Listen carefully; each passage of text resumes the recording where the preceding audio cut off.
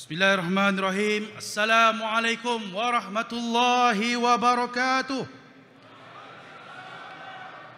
Takbir. Takbir. Takbir.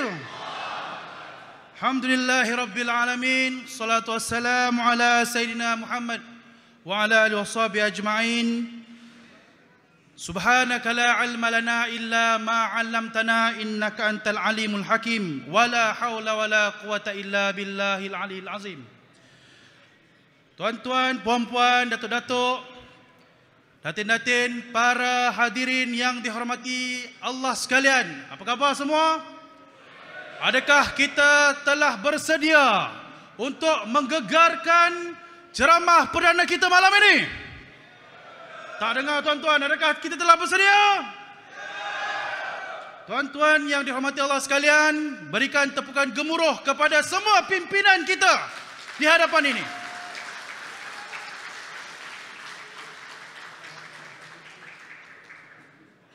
Kita mulakan majlis pentas ceramah perdana Solidariti Menentang Kezaliman dengan Ummul Quran Al-Fatihah. Auzubillahi minasyaitanir rajim.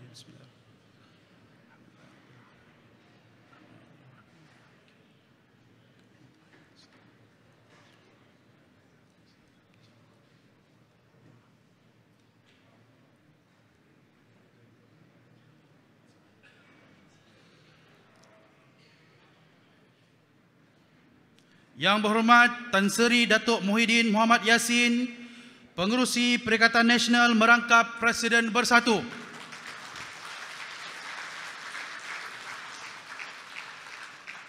Yang berhormat, kita menanti kehadiran beliau sebentar sahaja lagi, Tan Sri Datuk Seri Tuan Guru Haji Abdul Hadi Awang, Timbalan Pengerusi Perikatan Nasional Merangkap Presiden PAS. Seterusnya yang berhormat Senator Datuk Dr. Dominic Lau, Timbalan Pengerusi Perikatan Nasional, Pengerusi Gerakan. Yang berhormat Datuk Seri Ahmad Faizal Azumu, Timbalan Pengerusi Perikatan Nasional, Timbalan Presiden Bersatu. Seterusnya yang berhormat Datuk Seri Hamzah Zainuddin, Setiausaha Agong Perikatan Nasional, Merangkap Setiausaha Agong Bersatu. Seterusnya Datuk Seri Taqiyuddin Hasan, Setiausaha Agong Parti Sama-Sama Bersatu PAS, Merangkap Penolong Setiausaha Perikatan Nasional. Naib-naib Presiden parti-parti, seluruh saf pimpinan daripada Bersatu, PAS dan juga Gerakan, ahli-ahli Parlimen, ahli-ahli Dewan Rakyat, Dewan Negara, datuk-datuk, datin-datin, hadirin-hadirat yang dirahmati Allah sekalian. Alhamdulillah. Sukalah saya untuk memulakan ceramah kita pada malam ini dengan sama-sama semua berdiri bagi menyanyikan dan mengalunkan lagu Negaraku dan lagu Perikatan Nasional. Semua dijemput berdiri.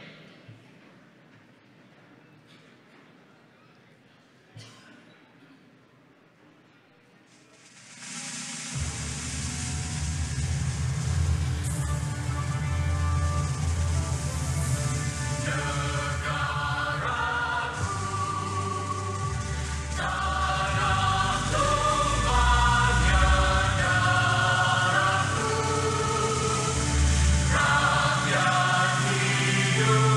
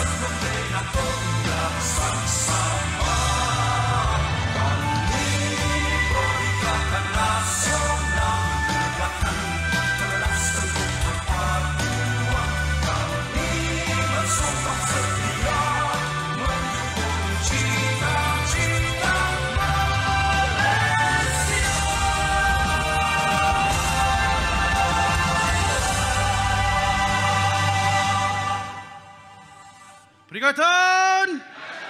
Perikatan! Perikatan! Hadirin dijemput duduk. Bagi memberi ruang yang di belakang sana yang kelihatan agak sempit, boleh datang ke depan, boleh hadir ke depan lagi. Yang ada dekat tengah-tengah ni boleh ke depan lagi tak? Sebab belakang nampak sempit tak? Tolong datang ke depan lagi. Kat ruang tengah ni masih ada lagi kosong. Baik, tuan-tuan, puan-puan yang dirahmati Allah sekalian, alhamdulillah malam ini kita melakarkan sejarah lagi sekali, di mana pentas ini pernah diberi ruang kepada mereka-mereka yang pernah dizalimi oleh sebuah kerajaan. Walaupun pada satu ketika yang dizalimi, yang sekarang ini sedang menzalimi orang kita demi mengekalkan kuasanya. Kita mencipta sejarah untuk mendengar ucapan-ucapan dan taujihat daripada pimpinan-pimpinan Perikatan Nasional, supaya kita sedar perjuangan untuk menegakkan kebenaran ini adalah satu perjuangan yang mulia, yang perlu dipikul oleh mereka yang beramanah, berintegriti, bersih dan stabil. Malam ini ceramah perdana Solidariti Menentang Kezaliman dianjurkan oleh Sekretariat Penerangan Perikatan Nasional bersama dengan parti-parti dalam komponen Perikatan Nasional. Dan mungkin ceramah seperti ini bukanlah ceramah yang akan kali pertama kita buat. Kita akan turun di seluruh negara memberi solidariti kita kepada pimpinan yang sedang dizalimi oleh rakyat. Boleh kita beri sokongan yang paling padu kepada pimpinan kita, tuan-tuan? Berikan tepukan gemuruh sekali lagi kepada pahlawan-pahlawan di hadapan ini.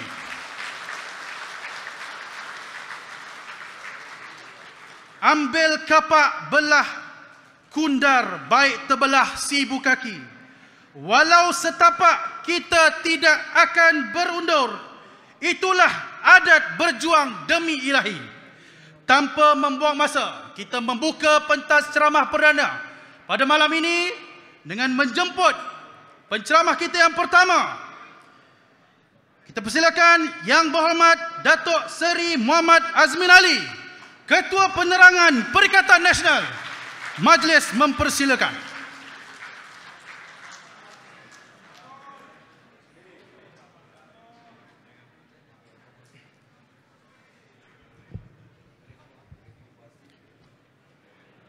Bismillahirrahmanirrahim. Alhamdulillahi Rabbil Alamin. Wassalatu wassalamu ala ashrafil anbiya'i wal mursalin wa ala alihi wassahbihi ajma'in. Assalamualaikum warahmatullahi ta'ala wabarakatuh. Dan salam sejahtera. Yang berhormat pimpinan yang kita kasihi, Tan Sri Muhyiddin Yassin, Pengerusi Perikatan Nasional, Yang berhormat Senator Datuk Dr. Dominic Lau, Presiden Parti Gerakan.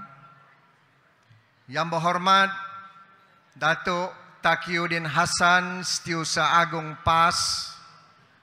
Yang berhormat Datuk Seri Hamzah Zainuddin, Setiausaha Agung Parti Pribumi Bersatu Malaysia, dan juga Setiausaha Agung Perikatan Nasional. Ahli-ahli yang berhormat, Saf Kepimpinan Perikatan Nasional, yang saya hormati Ustaz Salahuddin Nasir yang di-Petua PAS Kawasan Gombak, seluruh saf kepimpinan, muslimin, muslimat yang dirahmati Allah sekalian.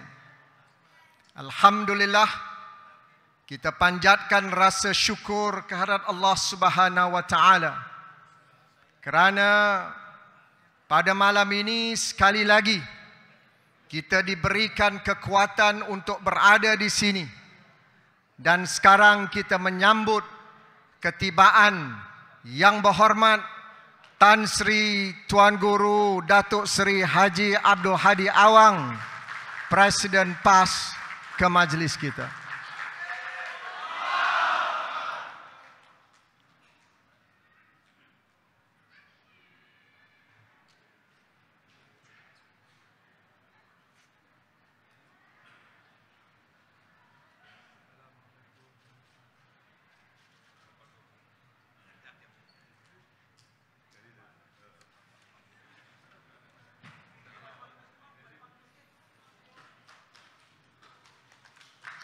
Itu dua negarawan kita, Tuan Guru Tan Sri Haji Abdul Hadi Awang dan yang berhormat Tan Sri Muhyiddin Yassin. Saudara-saudari yang saya kasih sekalian,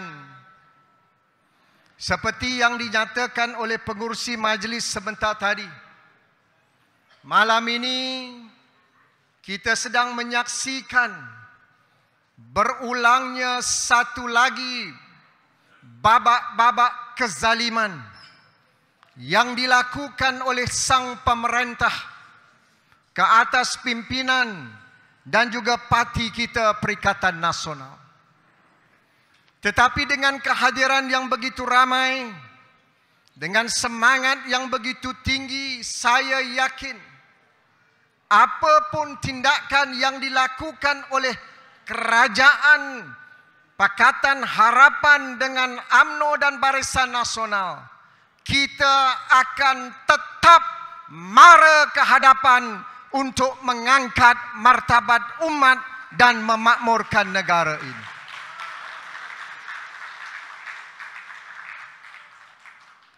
Seperti yang dikatakan, di Dewan ini jugalah kita berhimpun sekian lama untuk menyelamatkan seorang manusia yang dizalimi pada ketika itu. Tetapi hari ini, bila diberikan sedikit kuasa, manusia ini sudah gila kuasa, lupa daratan. Dan hari ini manusia ini menyerang Tok Guru, menyerang Perikatan Nasional, parti yang telah menyelamatkan beliau dan membebaskan beliau daripada penjara. Sebab itu, pada malam ini kita berhimpun sekali lagi untuk mengingatkan kepada manusia ini dan badut-badut yang berada dalam kumpulannya. Kamu tunggu dalam pilihan raya negeri yang akan berlangsung tidak lama lagi. Rakyat akan bangkit dan humban Pakatan Harapan dan mereka yang zalim.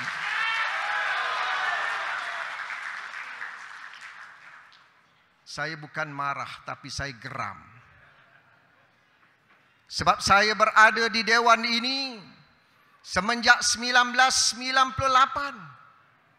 Beliau meminta saya untuk membantunya dan mendapatkan dukungan PAS.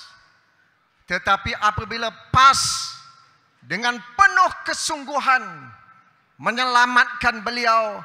Hari ini beliau menggigit kita dengan sedikit kuasa yang ada di tangannya. Percayalah, kuasa ini tidak akan bertahan lama. Setuju atau tidak? Takkan salah nak tukar kerajaan.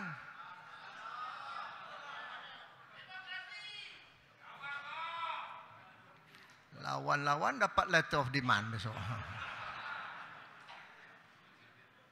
Kita juga yakin bahawa pertuduhan terhadap Tan Sri Muhyiddin Yassin yang dilemparkan semalam 6 pertuduhan.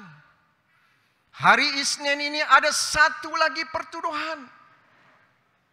Tetapi kita yakin pertuduhan ini bukan kerana Tan Sri Muhyiddin Yassin perompak. Bukan kerana beliau perasuah. Bukan kerana beliau penyamun. Penyamun, perompak dan perasuah adalah rakan kongsi kamu pada hari ini.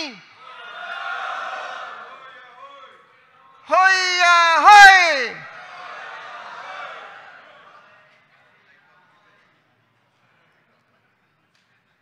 Tetapi beliau dituduh, diheret ke mahkamah. Kerana inilah insan yang telah melancarkan gerakan massa bersama-sama dengan PAS dan gerakan atas nama Perikatan Nasional, sehingga dalam pilihan raya umum yang ke-15 kita berjaya menang dengan bergaya dan mendapat sokongan yang besar daripada rakyat Malaysia.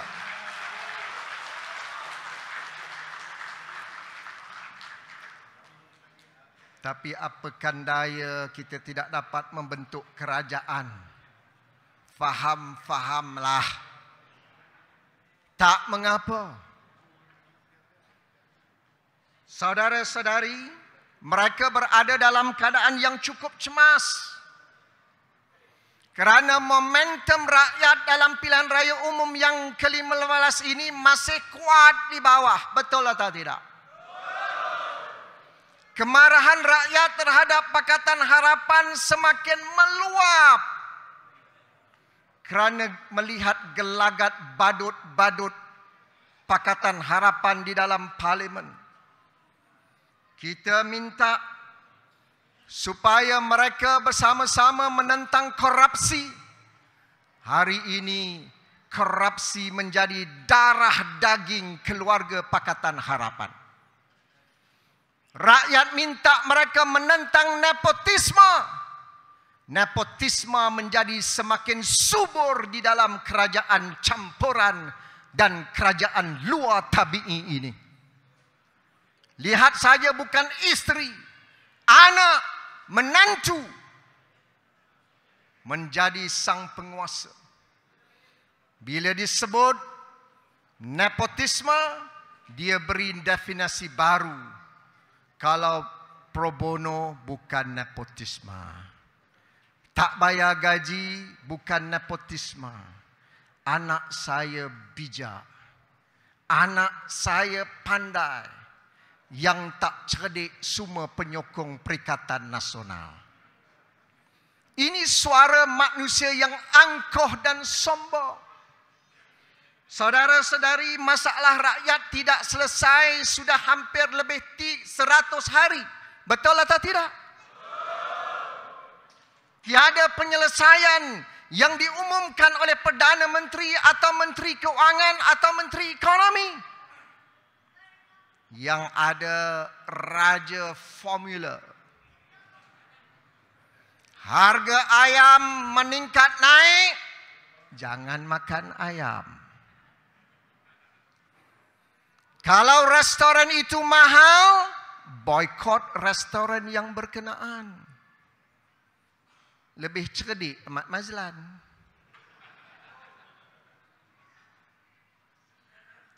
Kemudian yang terbaru, beli nasi lemak bukan lagi di warung.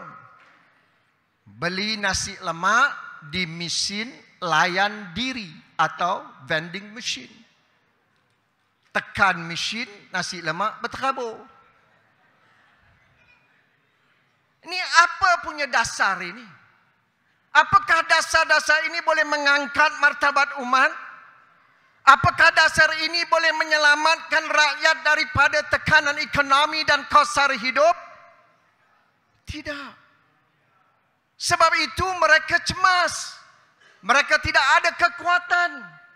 Rakyat sudah penat melihat gelagat badut-badut dalam kerajaan pada hari ini.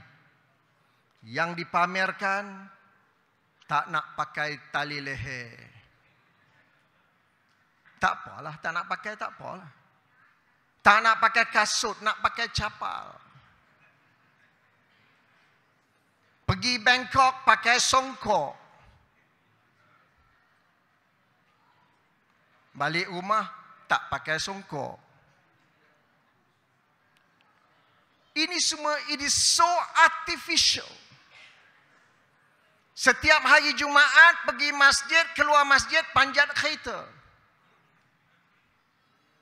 Terlalu artificial. Saya kenal dia lama, saudara.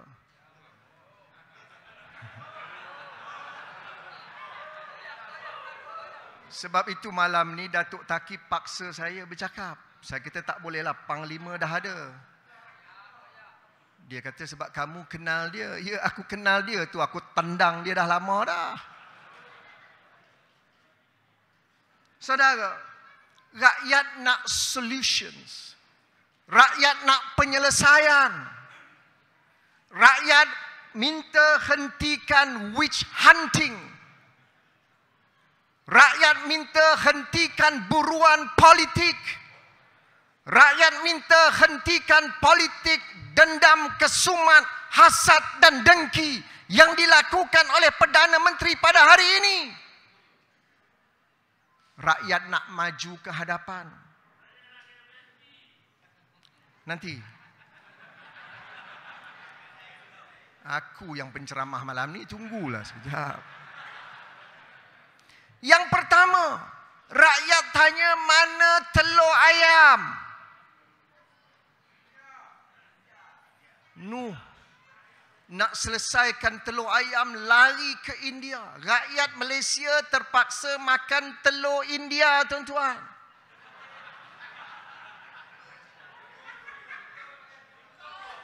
Jangan ingat lain, ini telur dari India.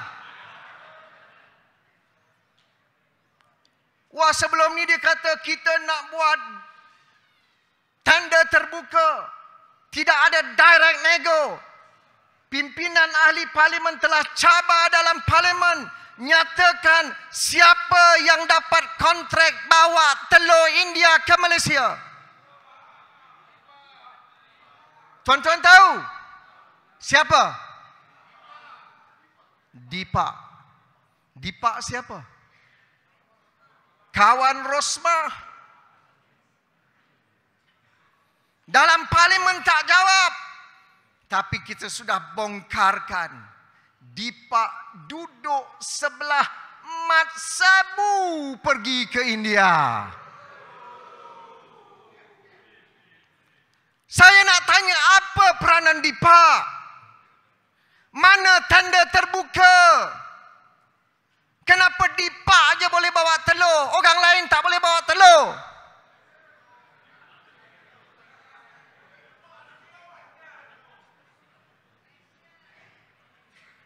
Telur Dipak, bukan telur yang dibawa oleh Dipak.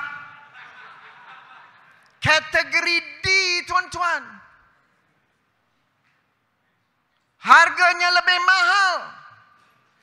Saya dapat maklumat daripada kementerian.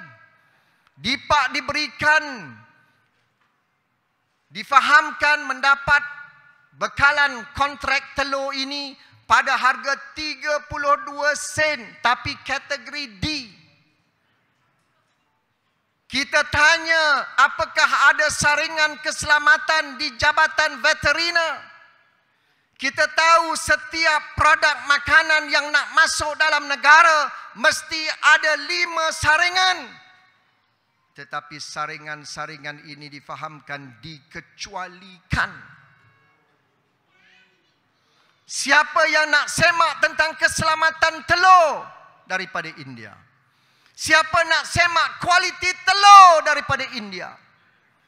Dan sekarang sudah ada perbincangan untuk subsidi tambahan 20 sen lagi. Maknanya telur kategori D harganya 52 sen di dalam pasaran. Ini cerita apa? Baru satu isu telur sudah gagal untuk mereka selesaikan. Tuan-tuan tengok, ringgit Malaysia jatuh lagi. Dia sentuh saja Tan Sri Muhyiddin Yassin. 2 hari yang lepas, ringgit merudum kepada RM4.52 berbanding dengan $1 Amerika. Ish. Hoi ahoi. Melaun sungguh kerajaan ini. Sebab itu jangan sentuh Perikatan Nasional. Sentuh ekonomi akan rosak.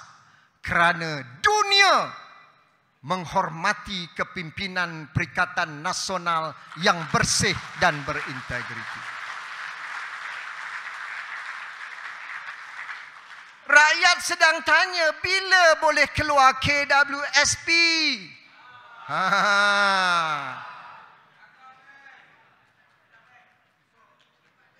Tuan-tuan tahu, seorang Menteri Keuangan yang kononnya Menteri Keuangan yang paling cerdik di dunia. Pemberita tolong laporkan. Apa Menteri Keuangan yang baru ni? Yang mendapat nasihat daripada putrinya. Papa,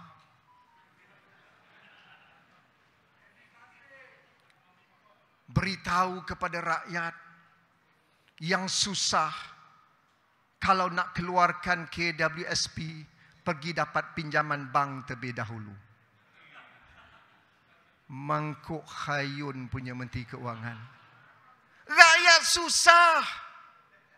Nak bayar pinjaman rumah tak dapat. Nak bayar pinjaman kereta tak dapat. Nak minta keluarkan wang sendiri, simpanan sendiri. Bukan wang bapa kamu. Tak boleh pergi pinjam. Ini Menteri Keuangan apa? Apakah dia benar-benar memahami denyutan nadi rakyat yang susah? Atau dia membela pemilik-pemilik bank yang pastinya akan mengenakan kadar faedah di atas pinjaman bank tersebut? Betul atau tidak? Maknanya pinjam dari bank, korek lubang ini, kambos lubang ini. Ini bukan dasar ekonomi yang baik. Tuan-tuan, jangan lupa, apabila negara kita menghadapi COVID-19, banyak pihak yang terkesan. Apa yang kita lakukan? Peniaga-peniaga kecil terkesan. Individu terkesan. Tidak boleh membayar pinjaman bank. Inilah insan di depan kita. Tan Sri Muhyiddin Yassin, apa yang dilakukan? Saya dapat pengesahan daripada Bank Negara hari ini. Daripada April hingga September 2020. April hingga September 2020. Berlaku sudden halt in economic activities. Maknanya kejutan yang tergempa dalam keadaan semua aktiviti ekonomi terhenti. Insan ini mengisytiharkan 6 bulan automatic moratorium yang memberikan manfaat kepada 8.3 juta rakyat Malaysia, termasuk 250,000 SMEs yang mendapat automatic 6 bulan moratorium. Inilah pemimpin yang prihatin kepada rakyat yang dah ada dalam keadaan susah. Kemudian daripada Oktober 2020 hingga Mei 2021, semasa beliau menjadi Perdana Menteri, dia lakukan targeted, kerana ketika itu sudah ada gradual opening of borders. Sempadan daerah sudah dibuka, sempadan negeri sudah dibuka. Banyak syarikat dan individu sudah kembali ke tempat kerja dan sudah ada kemampuan untuk membayar hutang. Tan Sri Muhyiddin Yassin memperkenalkan targeted approach dan ianya telah memberikan manfaat kepada 1.5 juta rakyat Malaysia, termasuk 49,000 SMEs dalam negara ini. Inilah pemimpin yang peduli dan prihatin kepada rakyat Malaysia tanpa mengira kaum dan agama. Bila rakyat susah, dibebankan dengan hutang, jangan suruh rakyat berhutang lagi. Tetapi Perikatan Nasional, PAS, bersatu dan gerakkan, mempunyai pasukan yang cukup profesional, memikirkan masalah rakyat di bawah, memperkenalkan moratorium yang memberikan manfaat kepada jutaan rakyat Malaysia. Mahu lagi ke Perikatan Nasional kembali di Putrajaya, tuan-tuan? InsyaAllah dalam masa beberapa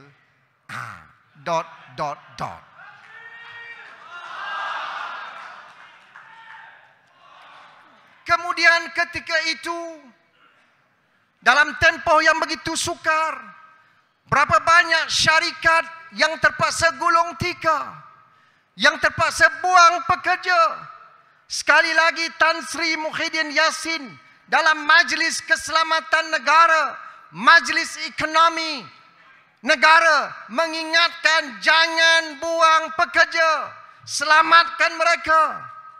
Majikan kata, bagaimana nak selamat Tan Sri, kami tak mampu nak bayar gaji. Kilang kami hampir ditutup. Tak mengapa, jangan tutup. Perdana Menteri tampil dengan dasar wage subsidi, subsidi upah. Ingat atau tidak? Tuan-tuan, saya nak umumkan pada malam ini, di bawah kepimpinan Tan Sri Muhyiddin Yassin dan Perikatan Nasional, kita telah menyelamatkan seramai kita telah menyuntik dana subsidi upah sebanyak 21 bilion ringgit dan menyelamatkan 358,000 syarikat dengan jumlah 2.96 juta pekerja. Media tolong lapor. Saya bukan bawa fitnah. Saya bawa angka yang tepat. I'm a mathematician. Numbers don't lie. Yang pembohong adalah Perdana Menteri dan Menteri Keuangan pada hari ini. Rakyat tak ada kerja. Rakyat kena buang syarikat gulung tikar.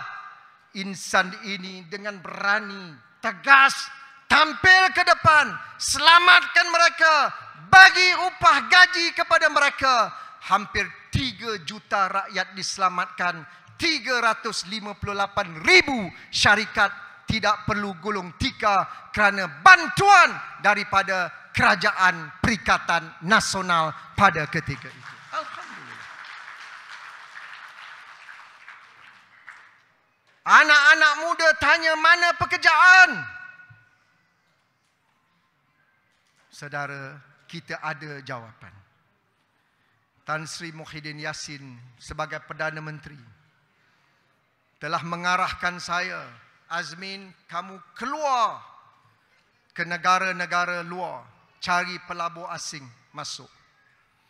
Dia tak hantar anak perempuan dia. Dia tak hantar menantu dia. Dia hantar menteri dia. Sebab menteri dia semua bijak-bijak belaka. Ni. Ramai sini.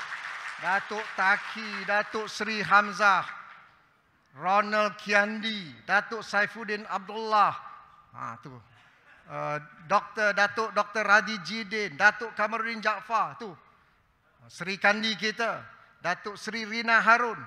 Semua ni bijak-bijak belaka. Kami bukan badut. Bawa pelaburan masuk. Saya nak cerita sebentar lagi. Saudara, dalam 18 bulan Perikatan Nasional memerintah, dalam keadaan sempadan negara ditutup, dunia menghadapi pandemik, krisis ekonomi bukan saja di Malaysia, di rantau dan di seluruh dunia, Tan Sri Muhyiddin Yassin dan Kerajaan Perikatan Nasional mencipta sejumlah 540,000 pekerjaan baru yang berkualiti tinggi dalam tempoh 18 bulan. Datang puak-puak badut ni, ni semua tak ada pengajian, ni semua bodoh belaka, sebab tu mereka menyokong Perikatan Nasional. Yang sokong Perikatan Nasional dalam pilihan raya yang lepas kerana mereka menghargai komitmen dan sumbangan besar Tan Sri Muhyiddin Yassin dan Kerajaan Perikatan Nasional menyelamatkan rakyat, mengangkat martabat umat dan memakmurkan negara ini. Betul atau tidak? Saudara, peniaga-peniaga bertanya bagaimana prestasi pelaburan dan perdagangan negara. Saya nak beritahu, baru sahaja 2 minggu yang lepas diumumkan prestasi pelaburan Malaysia. Saya nak sebut pada malam ini. Jangan terkejut. Sebab ini angka rasmi. Pada tahun 2021, siapa Perdana Menteri ketika itu? Tan Sri Muhyiddin Yassin. Jumlah pelaburan yang diluluskan masuk ke dalam Malaysia melonjak luar biasa sebanyak 309.4 bilion ringgit yang tertinggi pernah dicatatkan. Angka pre-pandemic pun tidak dapat mencatat sejumlah itu. Kerana pelabur-pelabur asing yakin kerajaan yang baru dibentuk dengan dukungan Tuan Guru Haji Abdul Hadi Awang, PAS, gerakan dan bersatu. Mereka yakin ini kerajaan yang bersih, yang stabil, yang bertanggungjawab, yang berintegriti. 309,000. 5 minit lagi, saudara. 309.4 bilion ringgit. Dan pada tahun itu juga negeri Kedah yang dipimpin oleh PAS dan Perikatan Nasional mendapat jumlah pelaburan sebanyak 68 bilion ringgit yang tertinggi dalam sejarah negeri Kedah. Kedah ni negeri pertanian dia, tuan-tuan. Tetapi dengan dukungan Tan Sri Muhyiddin, Tuan Guru Haji Abdul Hadi Awang, pelabur sanggup pergi ke Kedah. Termasuk pembuat kereta Porsche. Dia tak buat di Penang, tak buat di Selangor sebab ini negeri perompak. Pergi ke Kedah. Tahun 2022, Kerajaan Perikatan Nasional masih lagi berkuasa. Jumlah pelaburan mencatatkan 264.6 bilion ringgit dengan 4,454 projek. Saudara, dalam 264 bilion itu adalah jumlah pelaburan daripada Amazon, AWS. Tiba-tiba puak-puak ini dia nak claim kredit. Dia kata Amazon beritahu dengan dia nak labur di Malaysia, dia tunggu sampai kerajaan madani terbentuk. La ilaha illallah. Saya nak beritahu, ini Saya yang diarah oleh Tan Sri Muhyiddin Yassin pergi ke San Francisco in May 2022. Duduk dengan AWS, bincang panjang. Mereka setuju untuk melabur di Malaysia dengan jumlah pelaburan yang begitu besar. Dan NCI, National Committee on Investment, meluluskan pelaburan AWS pada bulan Julai 2022 untuk 10 tahun yang pertama dan pada Oktober 2022 untuk 5 tahun selepasnya, menjadikan jumlah 25.5 bilion ringgit atas kejayaan Kerajaan Perikatan Nasional yang dipimpin oleh Tan Sri Muhyiddin Yassin. Masa saya duduk dengan AWS, dia tak tanya pun Madani bila nak dibentuk. Tak tanya pun. Tapi puak-puak munafik politik ini sanggup berbohong. Tetapi tak mengapa. Keterangan yang saya berikan ini membuktikan kita mampu membawa perubahan. Akhirnya saudara-saudari, sebab dah masa tak ada. Tapi tak apa, gerakkan masa ini bukan malam ini saja. InsyaAllah kita akan gerakkan ini sampai 6 negeri nanti akan diterajui oleh Perikatan Nasional. Mereka boleh fitnah pimpinan kita. Mereka boleh serang Tuan Guru Haji Abdul Hadi Awang. Dah ada kenyataan siasat beliau sebab dia nak tukar kerajaan. Bila pula jadi kesalahan nak tukar kerajaan? Kalau Perdana Menteri itu zalim, Perdana Menteri itu tidak ada moral, Perdana Menteri itu korup, bersekongkol dengan perompak, apakah kita nak membiarkan negara ini rosak? Tanggungjawab kita untuk membentuk sebuah kerajaan yang bersih dan stabil dan terbukti dalam 18 bulan yang mampu mengangkat martabat umat, yang mampu menyelesaikan masalah kekangan ekonomi dalam keadaan yang sukar, adalah Kerajaan Perikatan Nasional yang terbukti yang saya telah nyatakan tadi. Jadi saudara, jangan bimbang. Mereka boleh teruskan rancangan mereka untuk penjarakan pimpinan kita. Dia penjarakan Tan Sri Muhyiddin Yassin. Ada jutaan Muhyiddin Yassin akan bangkit di seluruh negara dalam masa yang terdekat. Kalau dia sentuh Tuan Guru Haji Abdul Hadi Awang, jangan mimpi dia berani sentuh Tok Guru. Jutaan umat Islam dan rakyat Malaysia akan bangkit menyerang mereka. Jadi saudara kena bersiap sedia. Are you ready? Pilihan raya negeri sudah dekat.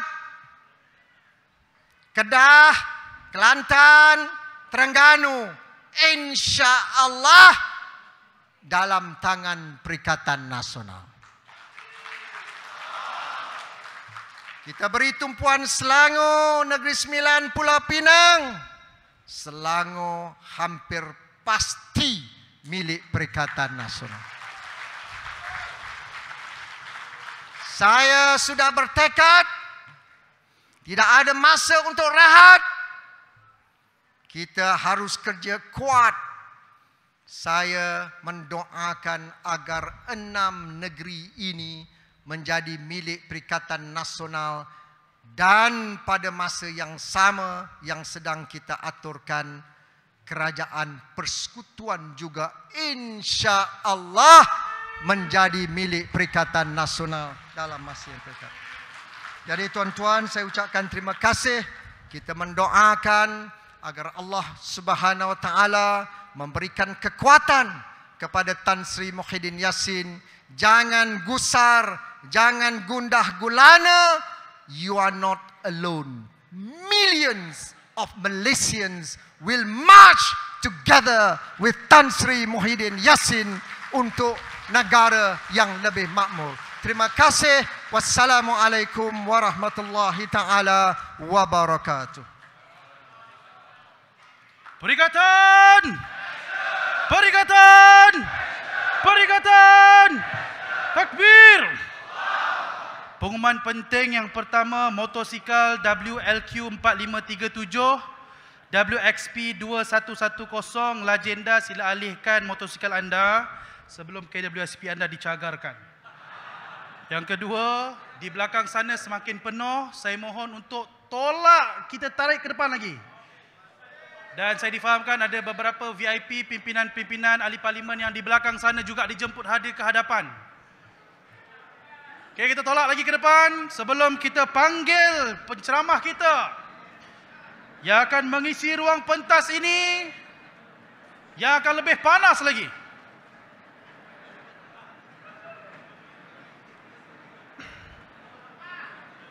Baik, tuan-tuan.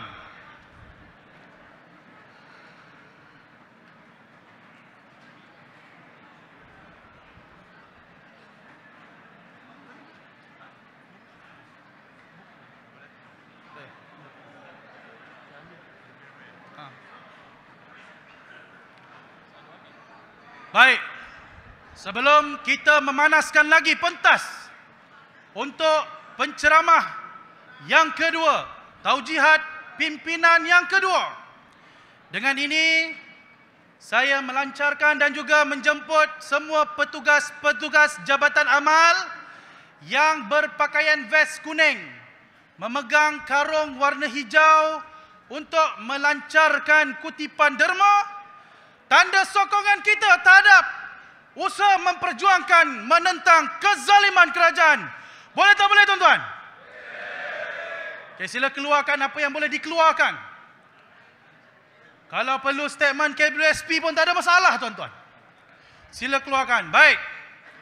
Tanpa membuang masa, kita meneruskan pentas ceramah perdana setelah kita mendengar segala butiran kecemerlangan Perikatan Nasional daripada Ketua Penerangan Perikatan Nasional Datuk Seri Azmin Ali. Dan kini kita persilakan Yang Berhormat Tan Sri Datuk Seri Tuan Guru Haji Abdul Hadi Awang untuk memanaskan pentas kita pada malam ini. Takbir! Takbir! Takbir! Perikatan! Perikatan! Perikatan!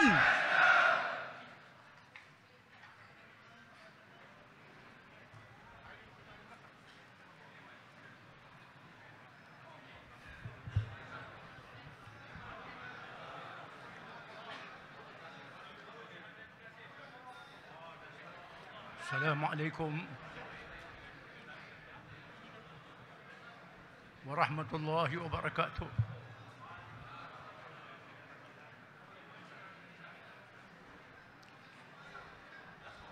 Alhamdulillahi rabbil alamin. Wal aqibatu lil muttaqin.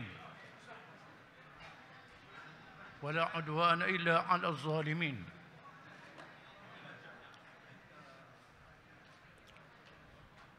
Wassalatu wassalam ala Rasulillah wa ala alihi wa sahbihi wa man tabi'ahu wa nasarahu wa walah.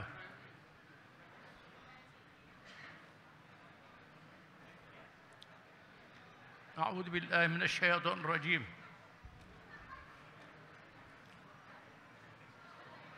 Wattaqu fitnatan لا تصيبن الذين ظلموا منكم خاصة واعلموا أن الله شديد العقاب.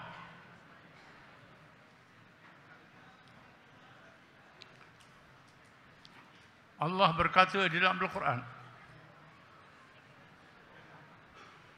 dan takutlah kamu bencana umum yang tidak menimpa orang-orang yang zalim saja.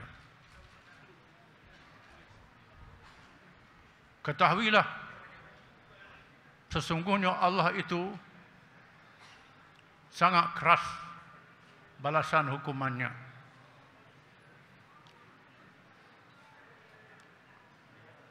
Yang dihormati pengacara majelis, yang berhormat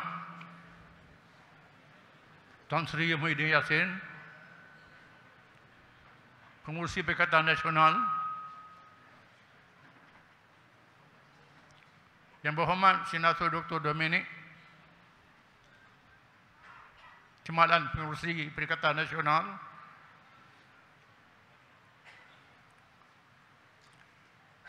yang berhormat Datuk Seri Hamzah Zainuddin, Sekretaris Agung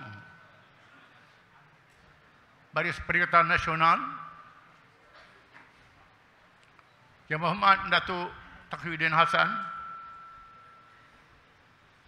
Naib Sekretaris Agung Perikatan Nasional,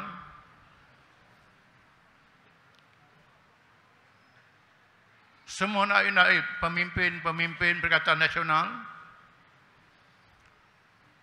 parti-parti komponen Barisan Perikatan Nasional, hadirin yang berhormat, semua yang hadir yang saya kasihi sekalian.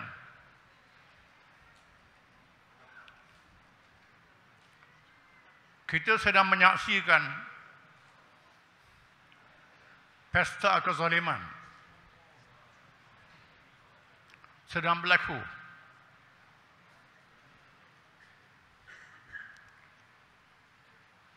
Kezaliman adalah satu kemungkaran yang besar. Wajib dicegah. Wajib kita selamatkan negara daripada kezaliman ini.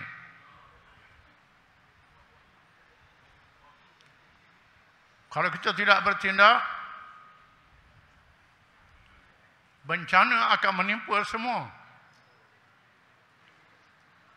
Bukan sahaja mereka yang zalim, termasuk mereka yang baik yang mendiamkan diri.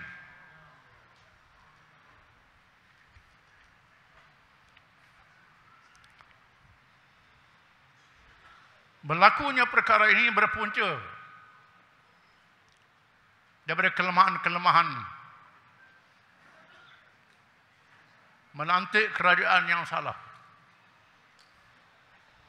memilih pemimpin yang salah.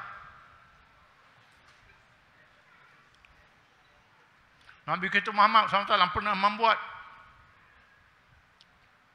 satu ucapan merupakan ramalan yang berlaku di kalangan manusia.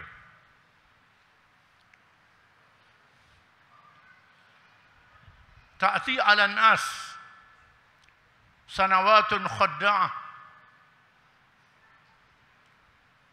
yukadzabu fiha as-sadiq wa yusaddaqu fiha al-kadhib wa yu'tanu fiha al-kha'in wa yukhanu fiha al-amin wa yatakallamu fiha ar-ruwaybidah.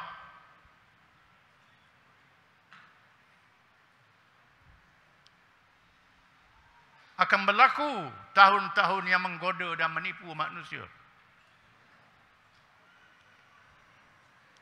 Orang yang benar dianggap bohong. Pembohong dianggap benar. Orang yang mana dianggap pengkhianat.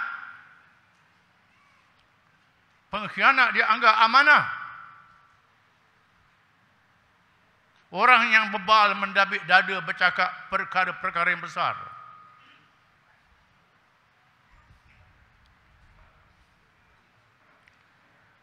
Kita menyaksikan sejak PRU ke-14 bila rakyat menolak Barisan Nasional di masa itu dengan sebab-sebab kelemahan yang tidak boleh dinafikan, memarahkan rakyat. Tapi rakyat memilih Pakatan Harapan yang berjanji bohong. Nak turun harga minyak dalam masa 24 jam. Nak hapuskan tol. Macam-macam lagi. Jangan lupa. Kita ni mudah lupa sangat. Melayu mudah lupa.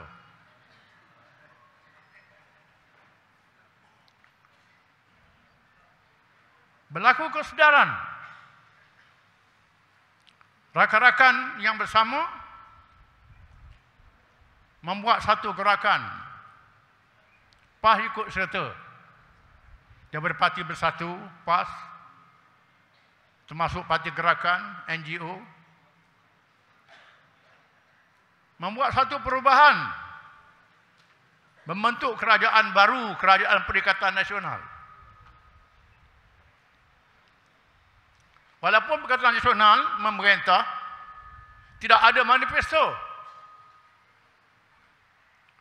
Kerana kita mengambil alih kerajaan melalui pintu parlimen, bukan tebuk atap. Kita menunjukkan perubahan-perubahan yang sangat positif.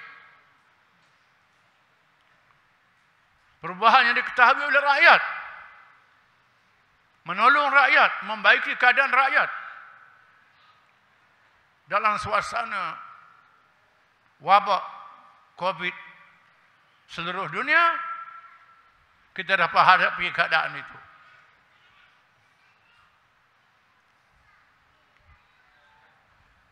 Kemudian berlaku pilihan raya ke-15.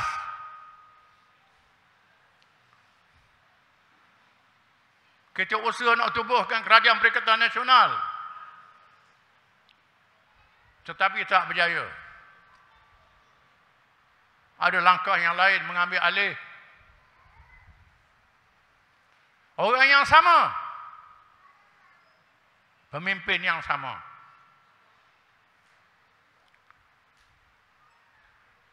Kononnya nak pilih kerajaan yang bersih. Kerajaan yang nak hapus rasuah. Nak hapus kebocoran. Tiba-tiba membentuk kerajaan dengan kumpulan-kumpulan penyangga yang ada masalah. Yang telah pun diseret ke mahkamah. Dengan tuduhan-tuduhan dan bukti dibawa ke mahkamah. Walaupun belum dihukum. Orang yang belum dihukum, tak nyata salah dia. Tapi sudah dibawa ke mahkamah. Mengikut semangat perlembagaan, ditulis, dibuat kenyataan. Walaupun Tuan Agung sekalipun, kalau ada ke mahkamah, tak boleh lantik jadi agung. Mana-mana dia boleh lantik jadi menteri kabinet. Orang macam ni. Yang ada kes, tengah bercara dihentikan. Kemudian diheret orang lain. Diheret ke mahkamah dengan segera. Dengan segera melalui kenyataan-kenyataan media 2-3 hari, heret ke mahkamah. Mudah je. Ini cara yang salah, tak betul. Bukan kami Perikatan Nasional kata tak betul. Bukan ada ahli parlimen Perkataan Haram pun ada yang bucak kata tak betul. Wakil terpilih. Mana boleh macam tu? Yang lama, yang berat-berat tak selesai lagi. Heret orang lain yang belum nyata layak dibawa ke mahkamah. Ini satu kezaliman. Nabi bersabda, "Unzur akhaka zaliman aw mazluma." Tolong saudara kamu yang zalim dan yang kena zalim. Lalu sahabat bertanya, "Ya Rasulullah, hadza nansuruhu mazluman, fakaifa nansuruhu zaliman?" Kami faham orang kena zalim, kita tolong. Bagaimana nak tolong orang yang zalim? Nabi kata, "Tamnahu minaz zulmi." Cegah dia jangan buat zalim. Selamatkan dia jangan buat zalim. Itu caranya. Dalam Islam tak boleh diheret ke mahkamah mudah-mudah begitu. Ada proses kehakiman yang betul. Bukan secara mie segera. Macam mie segera. Buat-buat begitu saja. Zaman Khalifah Umar bin Khattab radhiyallahu anhu berlaku satu peristiwa. Sayyidina Umar yang berjalan malam menyiasat rakyat, melihat lubang dinding ada lampu dalam rumah. Dia intai. Beberapa kampung muda duduk bersukaria. Khalifah Umar terus masuk. Marah pemuda itu. Nak bertindak. Pemuda itu kata, bukan main intai-intai begitu, nak bertindak. Umar kata, betul-betul aku salah, aku silap. Ini pakai kenyataan media, heret orang ke mahkamah. Mudah-mudah. Tapi rakyat dikelirukan oleh media. Yang bohong dianggap benar, yang benar dianggap bohong. Pengkhianat dianggap amanah, amanah dianggap khianat. Jadi terbalik. Orang yang tak tahu agama bercakap benda yang besar. Masa bentang bajet baru-baru ini, dia baca ayat Nabi Yusuf. Inni la makinun ij'al li khazaina Misra. Nabi Yusuf kata, jadikan saya jaga khazanah Mesir. Saya seorang yang mahal, yang amanah. Dia baca ayat ni. Ayat yang sama dibaca tahun 90-an, saya masih ingat lagi. Masa jadi Menteri Keuangan. Ayat yang sama. Syok sendiri. Anggap dia macam Nabi Yusuf. Nabi Yusuf siapa lantik? Tuhan lantik. Dia siapa dia lantik? Rakyat tambun lantik dia. Tu hampir-hampir nak kalah. Nabi Yusuf, seorang Rasul, kalau dia buat silat, turun wahyu membetulkan. Manusia biasa tak ada wahyu. Mesti penasihat yang baik. Lantik penasihat ikut suka. Apalagi mereka yang bernafsu nak jadi pemimpin. Tak tahu tanggungjawab. Amanah besar. Nabi kata, wallahi la nuwalli ahadan talabahu aw harasa alaih. Demi Allah, aku tak lantik orang yang sangat bernafsu nak jadi pemimpin, sangat bernafsu. Nabi pesan pada sahabat dia, Abdurrahman bin Samurah, ya Abdurrahman, la tatulul imarah. Fa in talabtaha wukilta alaik. Wa in lam tatluha wa'inta alaik. Jangan kamu minta. Nak duduk di atas minta sangat. Kalau kamu minta, Tuhan biarkan kamu, bebankan kamu. Terima padanya. Tetapi kalau rakyat lantik kamu, beri tugas pada kamu, tanggungjawab, bukan kamu nak sangat, Tuhan tolong kamu. Ini keadaan yang berlaku di negara kita. Walaupun sudah berlaku, ada jalan untuk buat perubahan.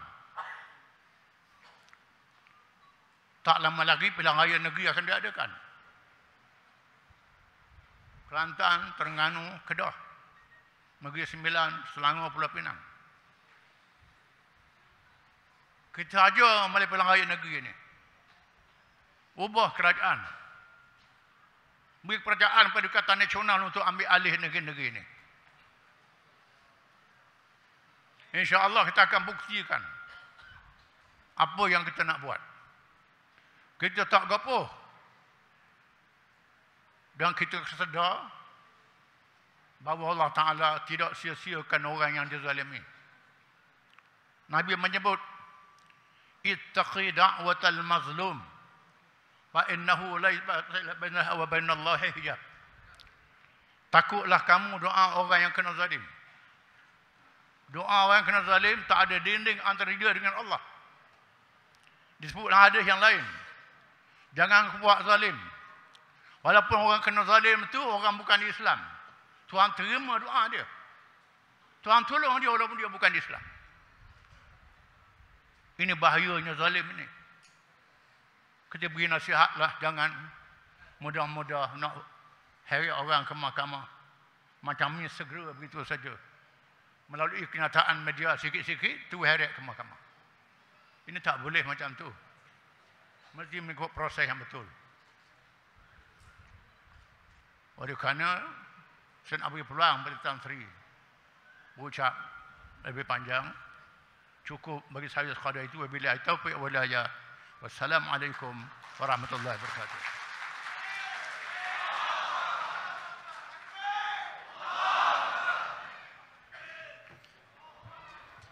Takbir! Takbir! Takbir! Baik tuan-tuan, puan-puan, hadirin hadirat yang rahmati Allah sekalian. Begitulah ucapan dan amaran yang telah diberikan oleh Tuan Guru Datuk Seri Haji Abdul Hadi Awang. Yang paling menarik, kita sedang berada dalam pesta kezaliman.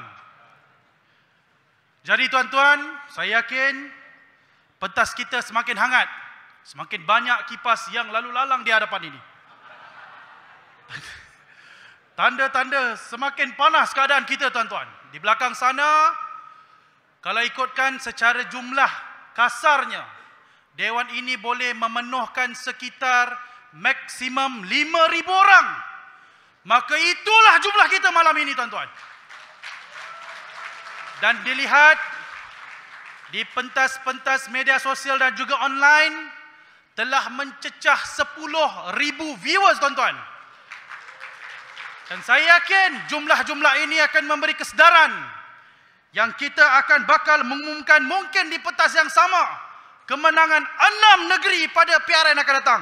Setuju atau tidak? Tanpa membuang masa, kita persilakan Yang Berhormat Tan Sri Datuk Muhyiddin Muhammad Yassin untuk menyampaikan ceramah pentas akhir Solidariti Menentang Kezaliman. Perikatan! Perikatan! Takbir!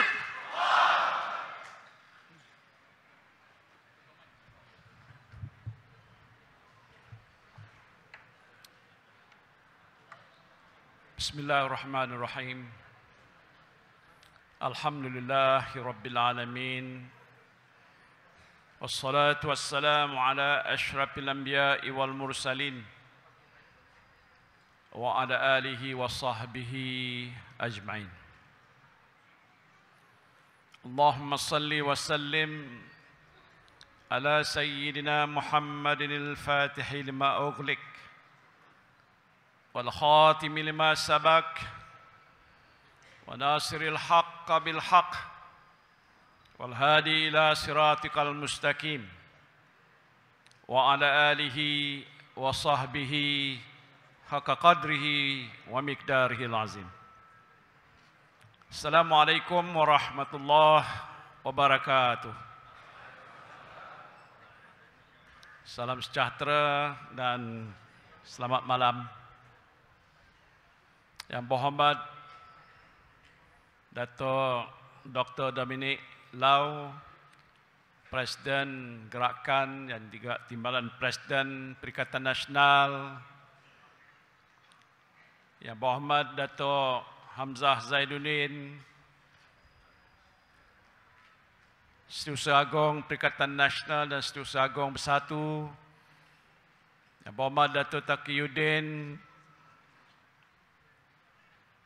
Setiausaha Agung Parti PAS, Dato' Azmin Ali, Ketua Penerangan Perikatan Nasional, pimpinan-pimpinan tertinggi daripada PAS Bersatu dan juga Parti Gerakan, ahli-ahli yang berhormat, def-def jemputan, saudara-saudari yang saya hormati sekalian. Apa khabar semua? Alhamdulillah. Syukur kepada sekalian berada dalam keadaan sehat walafiat. Malam ini adalah satu malam yang amat penting bagi kita berada di sini untuk mendengar penerangan dan juga penjelasan berhubung dengan perkara-perkara yang sedang pun berlaku di negara kita di waktu dan saat ini. Saya ucap terima kasih kerana kehadiran pada malam ini cukup besar sekali. Memberikan suatu petanda yang cukup baik bahawa kita bersedia menghadapi apa sahaja bentuk cabaran yang datang daripada mana sekalipun, hatta daripada kerajaan, Pakatan Harapan dan Barisan Nasional untuk menghadapi masa-masa depan yang mencabar ini. Semalam bagaimana yang diketahui, saya telah diheret ke Mahkamah Persekutuan untuk menghadapi pertuduhan-pertuduhan yang telah pun dibacakan kepada saya di dalam mahkamah. 6 pertuduhan itu telah pun dibacakan semalam, yang antara lain menyebutkan bahawa saya dituduh menerima suapan waktu saya menjadi Perdana Menteri, dan suapan itu telah pun dimasukkan dalam akaun Parti Pribumi Bersatu Malaysia. Pada hari Isnin ini, sekali lagi saya diheret ke mahkamah di Shah Alam untuk menghadapi satu lagi pertuduhan dalam perkara yang serupa juga. Sebenarnya saudara, secara peribadi saya tak pernah menghadapi masalah pelanggaran undang-undang dalam sejarah hidup saya. Hatta zaman, kerana lagi laju pun tak pernah saya lakukan. Dan setelah pun berpegang pada prinsip untuk menentang segala bentuk salah guna kuasa, menentang segala bentuk rasuah. Dan saya berkata pada hari ini, pertuduhan-pertuduhan yang telah pun dibacakan pada saya semalam dan mungkin hari Isnin itu tidak melibatkan diri saya secara peribadi menerima apa-apa suapan sekalipun. Alhamdulillah. Dan perkara yang berlaku pada saat dan ketika ini tidak lain ialah apa yang telah pun kita nyatakan